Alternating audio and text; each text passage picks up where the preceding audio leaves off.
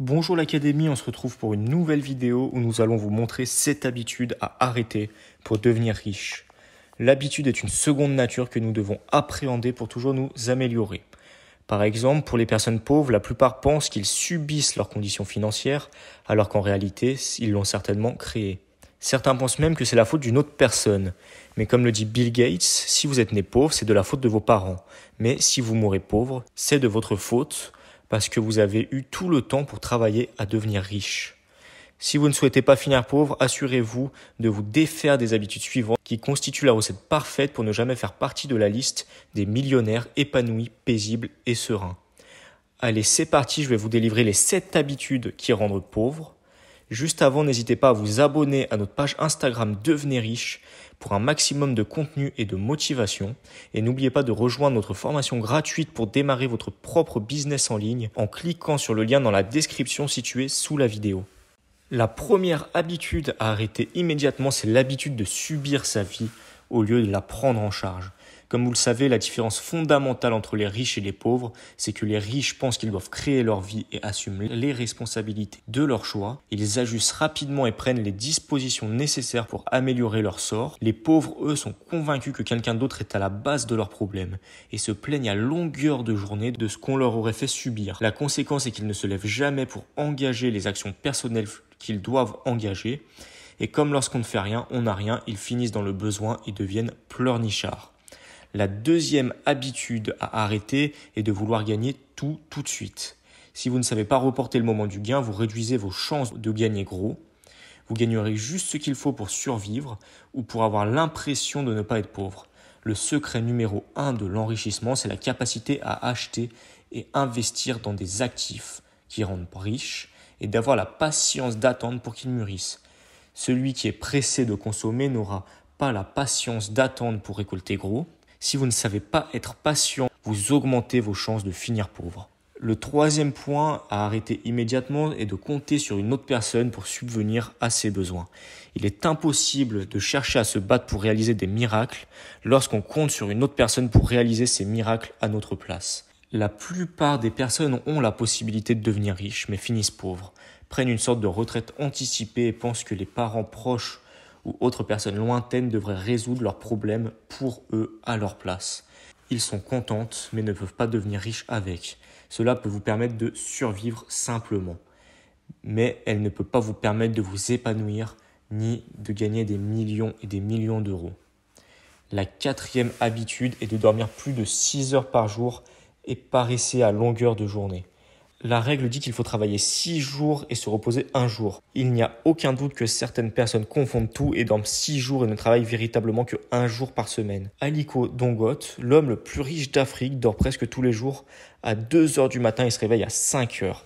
Mais que font les gens qui se plaignent d'être pauvres ou de ne pas avoir assez d'argent? Ils se reposent et dorment presque tout le temps lorsqu'ils ne boivent pas du thé et de l'alcool à longueur de journée ou encore critiquent et médisent les gens qui se battent pour réussir à longueur de journée. Comme le dit si bien Jim Rohn, celui qui est pauvre devrait faire gaffe. Il devrait travailler plus et veiller plus que ceux qui sont riches. Le grand paradoxe, c'est que ceux qui n'ont rien ne travaillent pas suffisamment. Comment peuvent-ils avoir plus d'argent et améliorer leur vie? La cinquième habitude est de fuir la difficulté et de ne pas prendre des risques. Vous avez certainement rencontré des gens qui disent qu'ils préfèrent le diable qu'ils connaissent au saint qu'ils ne connaissent pas. Lorsque vous craignez ainsi la nouveauté, vous refoulez également les opportunités. Il y a un minimum de courage pour aller vers l'idée et le difficile qu'il faut pour réaliser les exploits qui permettront de devenir riche. Le richissime entrepreneur Aliko Dangote dit que la vie est ennuyeuse lorsque vous ne savez pas rêver grand et accepter les défis et les difficultés. Si vous pensez petit, vous allez finir petit. Les opportunités se cachent derrière les difficultés et chaque difficulté que vous rencontrez est un test d'admission à une prospérité meilleure. Si vous le fuyez, vous fuyez par la même occasion votre prospérité. Le sixième point à arrêter immédiatement est d'envier les personnes qui ont réussi au lieu de les copier. Qui ressemblent, s'assemblent. Sans aucun doute. Le défi avec les gens qui ont une mentalité de pauvre, c'est qu'ils voient les riches comme leurs problèmes au lieu de les voir comme leurs références. Ils voient le riche comme l'ennemi à abattre au lieu de le voir comme la prochaine personne à qui ils vont vendre ou tout au moins qu'ils vont copier. Au lieu de le voir comme la prochaine personne qu'ils vont copier, qu'ils vont prendre en exemple pour s'inspirer. Pour devenir riche, il faut être proche des riches et être à l'aise aux côtés de ceux-ci et commencer progressivement à les copier pour monter à votre tour. Le contraire vous garantit le maintien dans la pauvreté. La 7e habitude à arrêter immédiatement est de préférer la sécurité de l'emploi à l'audace d'entreprendre. Si un jour un entrepreneur n'avait pas renoncé à sa sécurité financière, il n'aurait pas créé une entreprise pour ses employés. La mauvaise nouvelle, c'est qu'en général, les employés ne veulent pas risquer gros et donc ne peuvent pas gagner gros.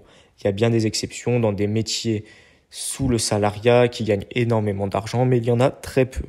Lorsque vous préférez l'emploi, vous avez toujours la part maigre, alors que les entrepreneurs et les investisseurs se prennent la meilleure part. Il n'y a sans doute pas meilleure explication à la situation précaire de ceux qui préfèrent la sécurité financière. Ils n'en auront jamais suffisamment parce que la plus grosse part reviendra toujours à l'entrepreneur, à l'homme qui est à la base de l'entreprise.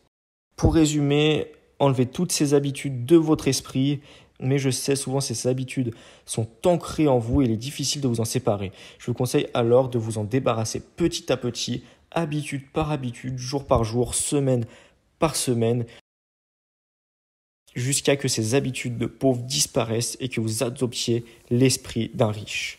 Si vous avez aimé cette vidéo, merci de liker, partager et commenter. Et surtout, n'hésitez pas à vous abonner pour voir plus de contenu sur la chaîne. Et vous êtes libre également de recevoir votre formation gratuite sur la création de business en ligne en cliquant sur le lien dans la description. On se retrouve à très bientôt pour une nouvelle vidéo. Bonne journée à vous.